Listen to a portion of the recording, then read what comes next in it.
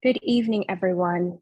Before we get started with today's workshop, I am going to provide a quick review of the technology. We have set up this meeting as a webinar, which allows us to host meetings with a larger audience. Today's workshop is being recorded. The link will be made available after today's session. We welcome you to revisit the content and share it with your network. We also invite your questions. Please look at the Q&A box on your screen. If you think of a question, you can type it in there. We will plan to create a frequently asked question, FAQ, at the end of the series that addresses your questions. If you're having any issues with the Zoom technology throughout this workshop, please feel free to either chat with me in Zoom or email me, as shown on the screen.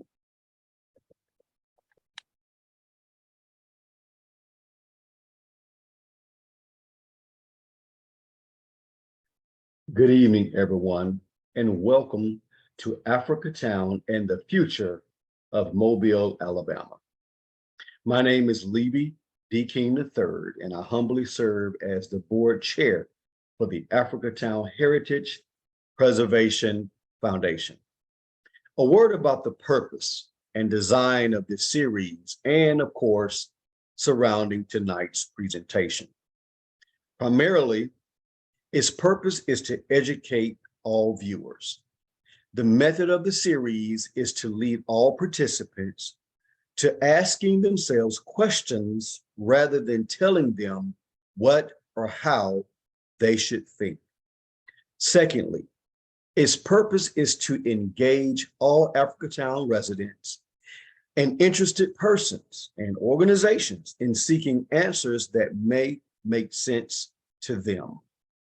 Finally, the series seeks to encourage residents of Mobile and AFRICATOWN to speak across historic lines of separation, fear, and misinformation about its future, one that will work for all interested collaborative parties.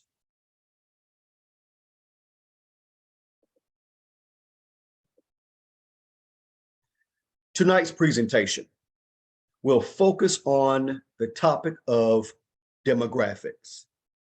It is the fifth of our 7-part series of educational, informative, collaborative workshops.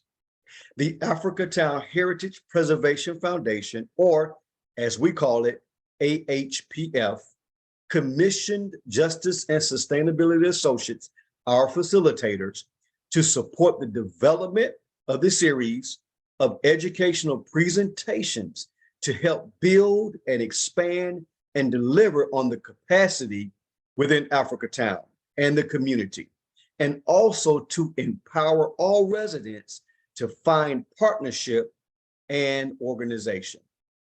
The AFRICATOWN Heritage Preservation Foundation was founded by past and present residents of AFRICATOWN, and we are based and housed, proudly based and housed in Mobile, Alabama, within AFRICATOWN. The foundation's mission is very simple: to preserve and document the stories of historical AFRICATOWN and create a cultural and economic transformation through education, partnerships, and collaboration that benefit the environment, the community, and mankind.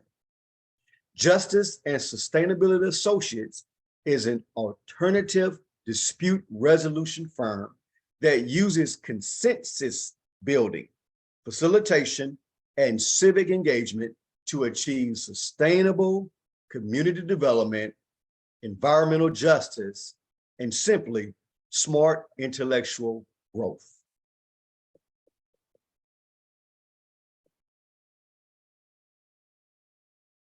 The purpose of this specific particular series is to introduce all residents and interested persons to information, perspectives, and options which are relevant towards developing both a shared vision for the future of Mobile and the future of Africatown, as well as a mission that uplifts current and future residents of Africatown and Mobile. It's about building the capacity, which will support the community to make well-rounded, informed decisions about the future and direction of Africatown. This slide outlines the schedule for the remainder of the program. Next week, we will have the opportunity to explore ways to facilitate collaboration and agreement among a group of diverse stakeholders through community partnerships. We truly hope that you will tune in and also invite people that you know every week through the end of June. I'd now like to introduce Sam Haas from Justice and Sustainability Associates, who we have the pleasure of being this evening's narrator. Once again, welcome on behalf of the Board of Directors of the Africatown Heritage Preservation Foundation. Good evening. To start our discussion about demographics, I would like to take a moment to picture what you know about the people of Africatown today. How many people and how many families live in the area? How many children, young adults, middle-aged, and elder residents live in Africatown? How many new families have formed in or moved to Africatown? How many young people graduate high school and how many go to college? How many enter the workforce immediately and how many residents are employed? How many residents make an income that comfortably supports them and their families' needs? And how many people own their homes and how many people rent? How many people own a business? Now, I would like you to take a moment to imagine your ideal Africatown community. In that community, how many people do you think should live in Africatown? How many children, young adults, middle-aged, and elder residents? Should Africatown be a place where residents want to have children and raise families? How much money should residents make to support their families? In the ideal future, how many people own their homes or own a business? Should new schools, grocery stores, health clinics, or parks be built to support the population? In tonight's workshop, we will look more deeply into the people and the lives of those who lived in Africatown, who live there currently, and who could live there in the future.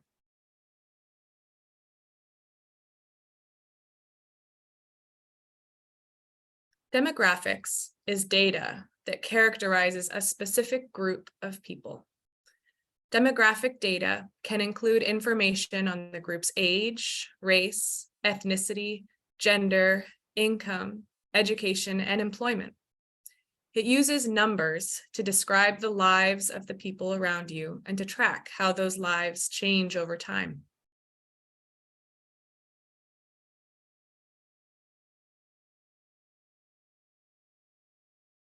But why is it so necessary to be aware of the demographic data of your neighborhood? For one, it is important to see how your community changes and to examine why those changes are happening. With demographic data, one can get an understanding of how the community is now, how it was in the past, and how it could be. Tracking these changes is essential because it can also tell local governments and their community members what to anticipate and how to respond to those potential outlooks in ways that will benefit the community and the next generation to come. Changes in population can impact how the state or city government crafts and allocates its budget in upcoming years. Based on population trends, if the government sees a continuous decline in population, for example, they may anticipate a smaller worker pool and lower tax revenue from a particular area, and then make critical decisions about where and how to invest its dollars. Further, whether the population of a community is growing or declining, understanding why that change has happened can help governments and community members determine how they'd like to support efforts that are increasing the population, combat the factors that are reducing it, or vice versa?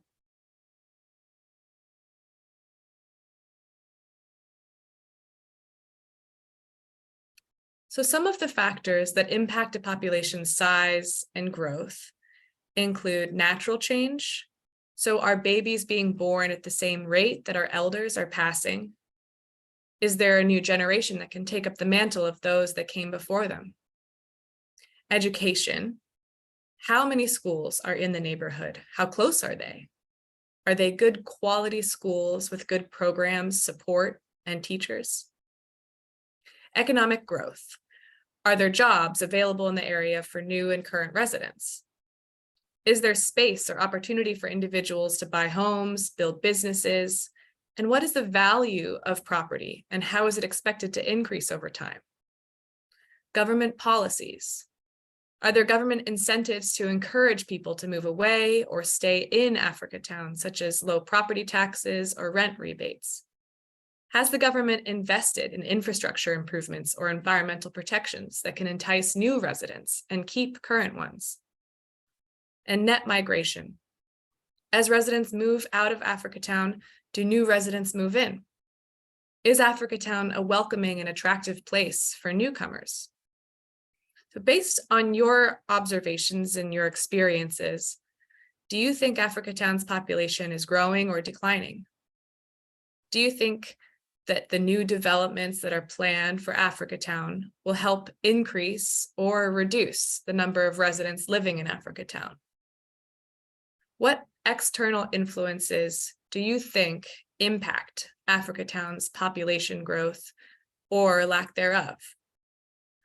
Would love to hear your thoughts in the chat. We're going to pause here for just a second and hear your thoughts. If you could enter them into the chat, feel free to engage with each other as well.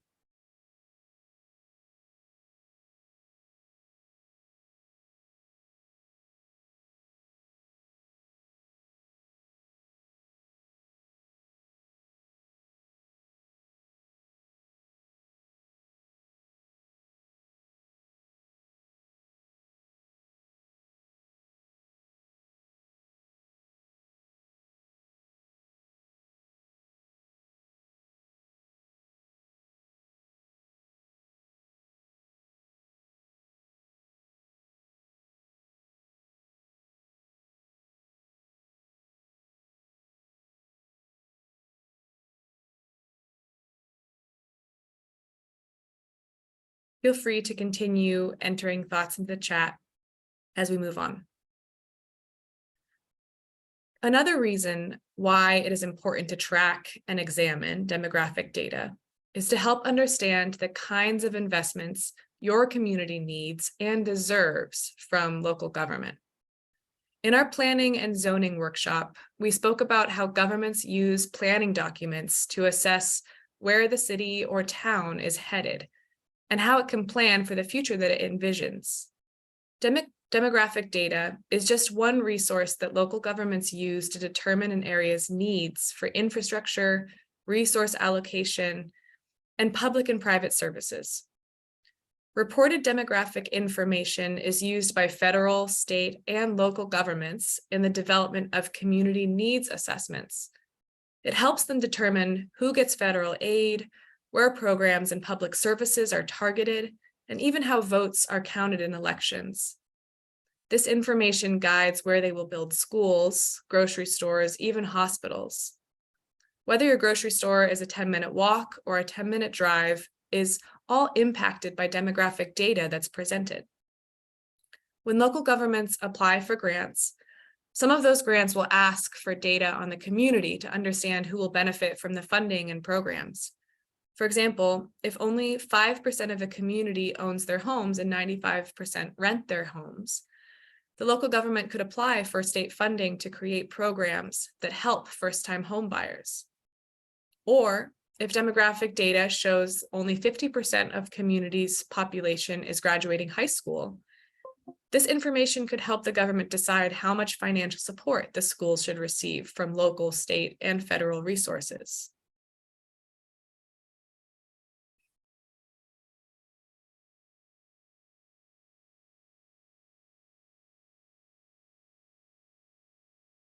And lastly, another critical reason to pay attention to demographic data is that it shapes how businesses decide to invest in and scale their business operations.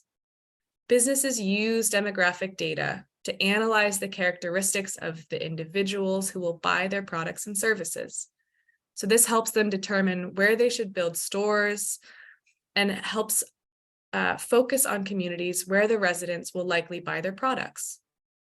Businesses can look at data such as the number of people in an area, the income of those people, their lifestyle, and their interests.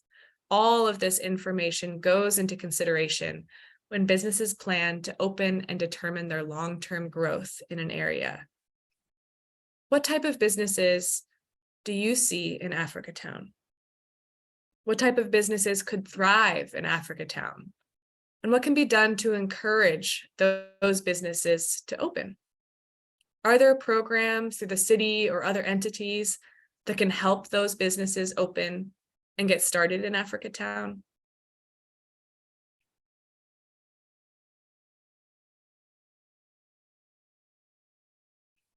So now that we've covered some of the reasons why demographic data is important, let's talk about how it's collected. The U.S. Census Bureau is the federal office that collects demographic data using the census, which is a survey of the population that's carried out every 10 years. With this information, state and local governments receive data about its population and then use that data to make policy decisions. While the census surveys aim to be as accurate as possible, it requires everyone to complete the surveys and to complete them truthfully. Inaccurate reporting can lead to communities such as AFRICATOWN being overlooked during allocation decisions in local budgetary spending if the needs are underreported. Additionally, the lack of governmental investment can signal low profitability for businesses, which then can lead to low business attraction. So an inaccurate census reporting may signal to the public sector that there's no need to invest. And to the private sector, it may signal that there's no benefit to them operating in that area.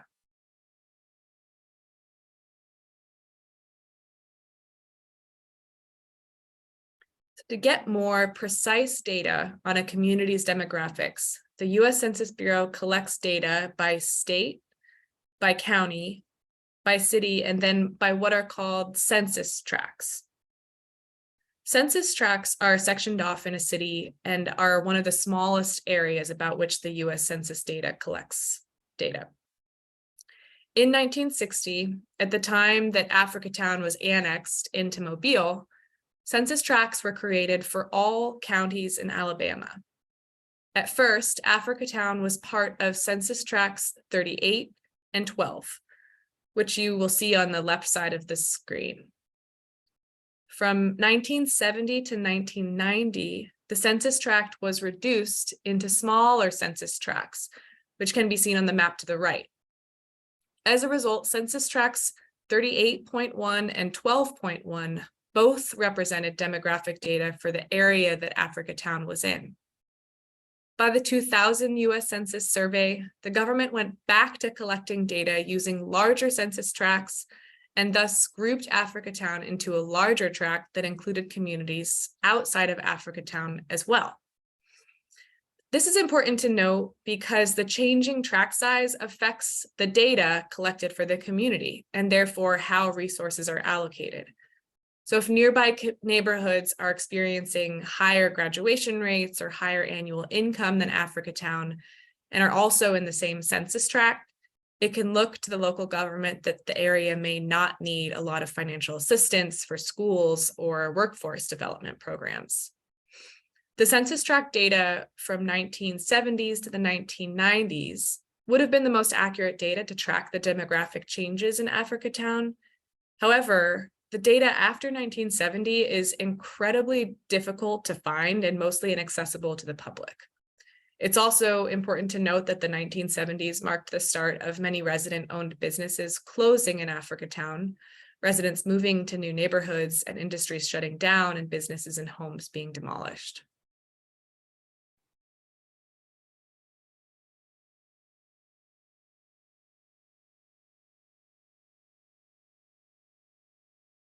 So as was stated earlier, demographic data allows you to see how a community looked in the past. The past can help explain the present and envision the future. For AFRICATOWN, the leasing of land to the International Paper Company in the 1920s was the start of a major demographic shift. And building the International Paper Company in AFRICATOWN led to an increase in new industries, jobs, and economic development. But at what cost? More people moved to AFRICATOWN to work at the factories, more homes were built to accommodate the new labor force and families, and more businesses were built. At its height in population, AFRICATOWN was said to have been home to 12,000 people. With segregation keeping many residents in AFRICATOWN, there was greater investments in their neighborhoods. But the surrounding heavy industry was, and still is, a constant environmental threat. Over time, the population in AFRICATOWN declined for various reasons. When Mobile was desegregated, families could move out of AFRICATOWN to other neighborhoods and spend their money at other businesses.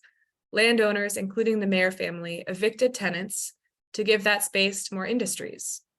The impacts of environmental pollution and toxic waste were affecting the health of residents, and within a couple of decades, the population of AFRICATOWN drastically shifted.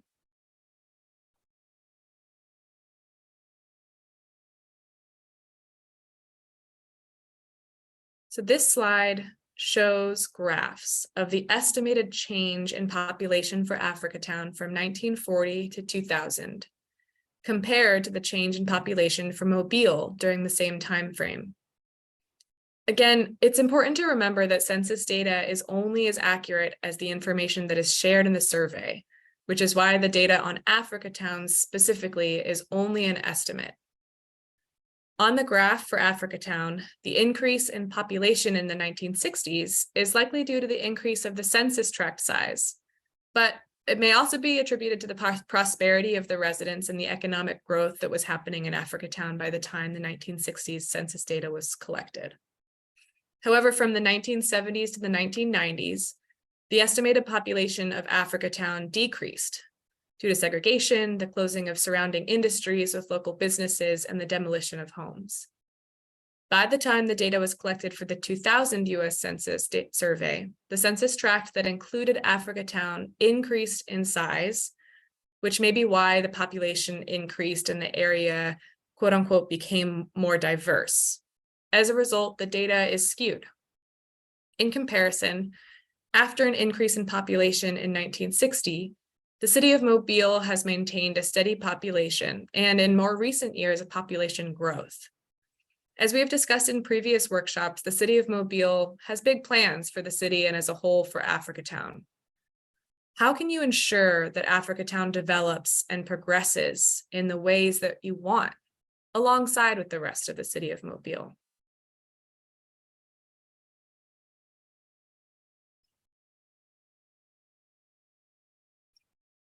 When we look at AFRICATOWN's current census demographics, it shows that AFRICATOWN is home to fewer than 2,000 residents.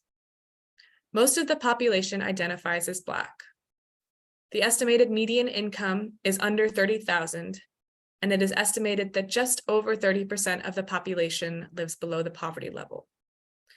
What current demographic characteristics would you like to see stay the same? How would you like to see the demographics of AFRICATOWN change? And what support do you need to facilitate those changes?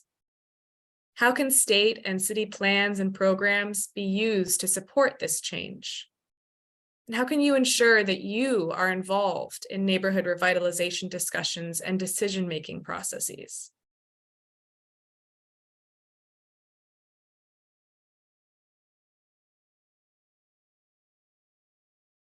As we shared earlier, the demographics of an area are factors used to determine where and how many resources and services are placed around a community. On this map, you can see the distance from the Mobile County Training School to some public services, such as other schools, police and fire stations, a hospital, and the post office. Other than the fire station, these services are outside of the boundaries of the neighborhood. The location of these resources and services are determined by a recognized need. And larger populations require more services, and more concentrated a population is, the closer those services will likely be. Further, when comparing the availability and accessibility of public and private goods and services in Africatown to some other areas in Mobile, it's also important to notice the differences in the quality of those goods and services. Private goods such as grocery stores, hospitals, and gyms are attracted to clear indications of profitability, and large population sizes, stable economic activity, and well-maintained infrastructure are key indications of this.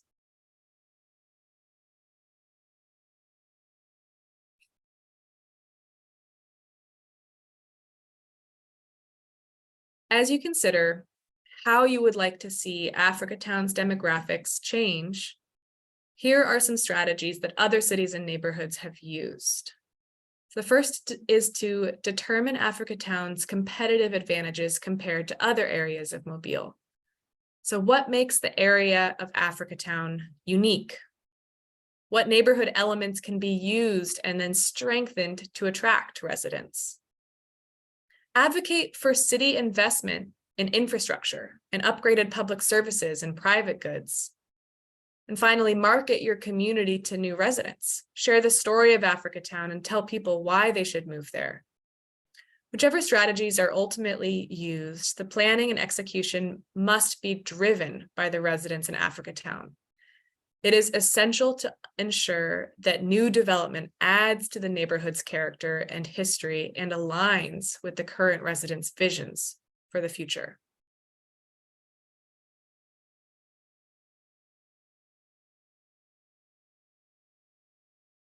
So we ask you to consider the following. What can be done to attract the next generation of Africatown residents and help develop the community? And based on your community's needs, what resources should be invested to support the growth of the Africatown community? As you reflect on these questions, we'd love if you could please share your input in the chat.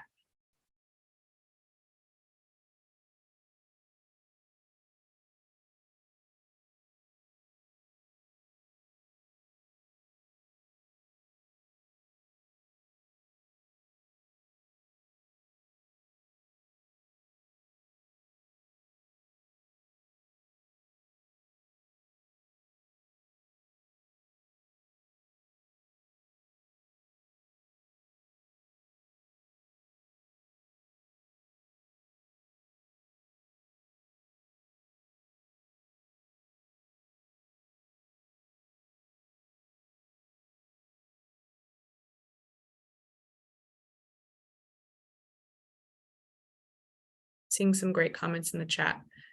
So while you're all providing your thoughts, we're going to summarize some of the comments that we received during last week's presentation.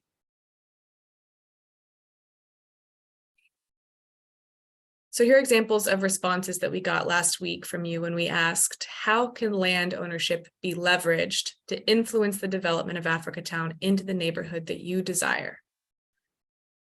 Homeownership maintains the integrity of the original culture and keeps the present citizens in place. Land is valuable because it determines who owns what. To me, it means I have a voice in what goes where. Paint a beautiful picture of land ownership to our youth and young adults. Bring business owners to have a talk with our youth and young adults. Show our children that it's possible to own land.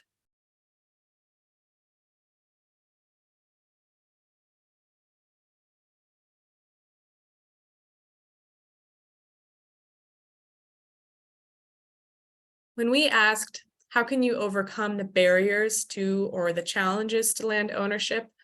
These were some of the responses. Buying back the hood needs to be taught so that the next generation will understand the value of Africatown. The future of Africatown rests in a serious shared collaboration between the city and the residents of Africatown. Everyone should benefit and prosper. So we'll give you a few more seconds to leave your responses to the questions in the chat, and then we'll move on.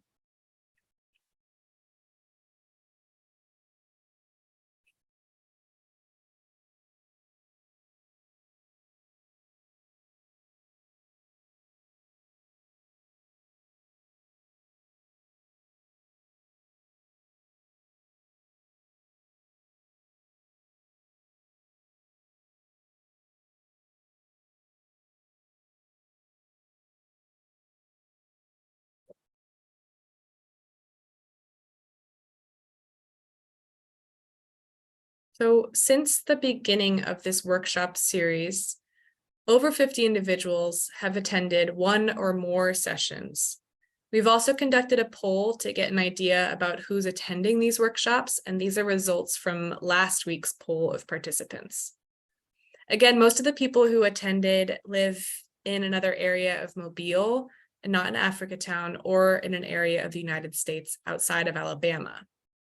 Most participants were above the age of 46, with most people over the age of 60.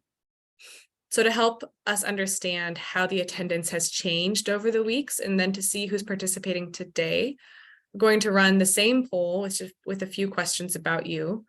So now we're going to launch the poll. And you may need to scroll down to answer all of the questions.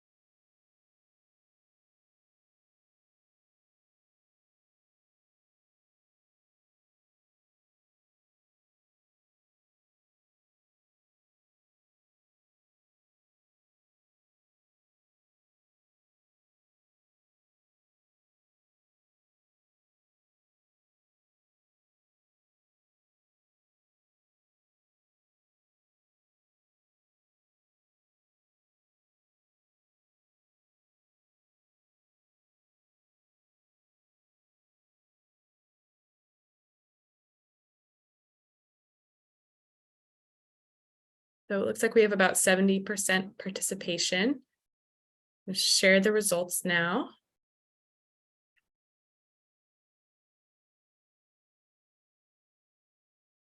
And stop sharing.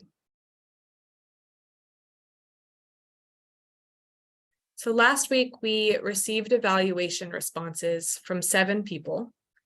And when asked to rank how well they thought the presentation improved their ability to build the community that they desired, on a scale from 1 to 5, 1 person said 3, 4 people said 4, and 2 people said 5. We'll now drop the link to this week's evaluation into the chat. And if you would like to, please take a few minutes to complete that. It will very much help us make sure that we are paying attention to what you've said during the presentations. And as a reminder, we'll also be creating a frequently asked questions from these workshops.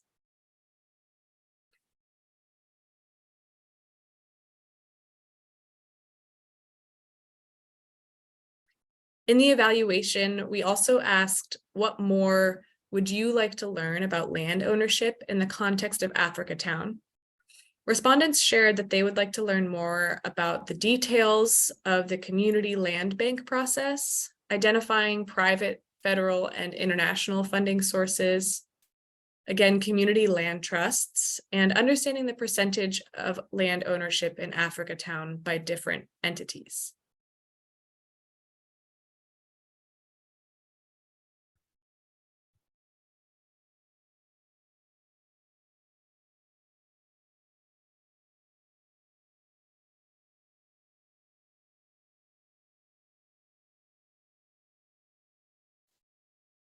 To learn more about the Africatown Heritage Preservation Foundation, myself, along with the Board of Directors of the Africatown Heritage Preservation Foundation, we invite you to please contact us using the link on your screen.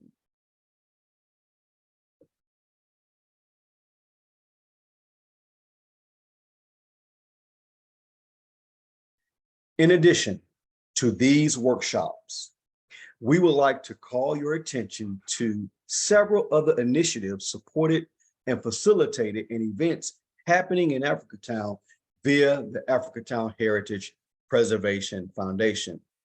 The first I'd like to share is the Foundation's 2023 Africatown Summer Swim Program. This is a 6-week program which will introduce participants, which are ages 5 to adult, to the basics of swimming.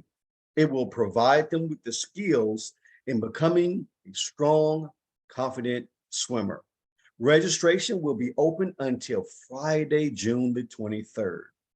You can contact the foundation directly for more information via this link, africatownswim@gmail.com, africatownswim@gmail.com, or you can register by using the link that has been placed in the chat. Also, exciting news. This week, Dr. Alexandra Jones Malone, she is the Executive Director of Archaeology in the community. She is in our community working at the cemetery. She is working on a project to ensure all graves are marked and to create a record of our ancestors. Let's support this great work. Additionally, this past Monday on June the 12th, we held a powerful meeting of the collectives. This meeting was held between Africatown's various stakeholders and community organizations to discuss a collaborative way forward. As a result of this powerful meeting, which was well attended, key Africatown community stakeholders and initiatives and programs, we have decided to form an unofficial collective that will use the information sharing, collaboration, support, and help to enhance the forward-moving building capacity of Africatown. As we build out our structure, we will ensure that the community is made aware, and will also ensure that every initiative in Africatown understands they are more than welcome to be a part of this powerful, collaborative collective. We plan to meet each and every month moving forward. More information will follow. As you're probably aware, as we all are and excited about, the Africatown Heritage House will be opening on July the 8th. The opening will feature an exhibit on the Clotilda and the 110 men and women and children unfortunately carried by that ship. Tickets will be available later in June. Additionally, if you haven't gotten it yet, we do invite you to visit the city of Mobile. They have a survey which is open and being utilized to gather input on the design and the future of the Africatown Welcome Center. We will drop the link in the survey in the chat, which we have already done that for you. We invite you to sign up also for text notification by texting Mobile Africatown WC, Mobile Africatown WC to 918-916. Mobile Africatown WC to the number 91896. If you text that, you will receive information and notifications surrounding the Africatown Welcome Center. And also you can visit it by the link provided in the chat. Thank you all for those who've attended tonight. Each week has increased our knowledge, increased our understanding, and hopefully leading us to a collaborative effort moving Africatown forward for the future and for years to come. We would like to ask you, as the foundation, that you would invite people who you truly believe would benefit from listening and viewing and hearing this information to next week's workshop for the remainder of the series.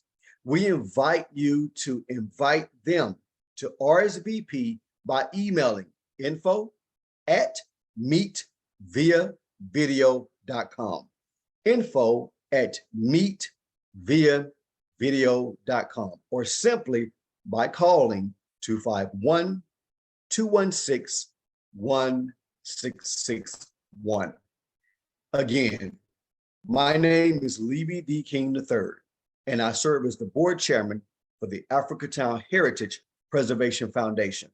And on behalf of our board of directors, our team, and our organization, I humbly thank you. We thank you for being a part of this powerful, informative, collaborative series.